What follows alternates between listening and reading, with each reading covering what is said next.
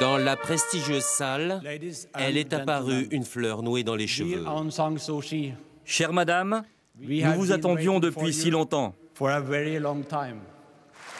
21 années que l'opposante attendait d'honorer son prix Nobel de la paix. Le régime birman semble enfin s'engager sur la voie des réformes. Elle se dit prête à jouer un rôle mais reste vigilante. Il est à craindre qu'avec la libération des prisonniers politiques les plus célèbres, les autres, ceux qui ne sont pas connus, soient oubliés. Si Aung San Suu Kyi n'a pas connu la prison, elle a vécu recluse derrière ce portail jaune, dans sa maison de Rangoon 15 années durant. The Lady, ainsi que l'appel les Birmans, accèdent à la notoriété en remportant les élections de 90. Un résultat que la junte au pouvoir rejette et réprime dans le sang. Son parti est dissous, les militants arrêtés, la frêle jeune femme est isolée du monde. En 2007, lorsqu'éclate la révolution Safran, celle qui incarne la résistance aux militaires ose rompre son isolement.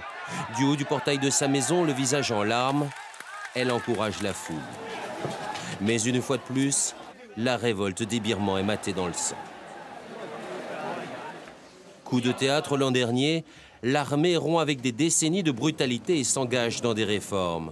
Aung San Suu Kyi est élue députée, elle revient dans le jeu politique, veut croire en la sincérité du nouveau président. À 67 ans, la prix Nobel de la paix vient d'entamer une grande tournée européenne pour plaider la cause de son pays. Elle sera à Paris à la fin du mois où elle aura un entretien avec François Hollande.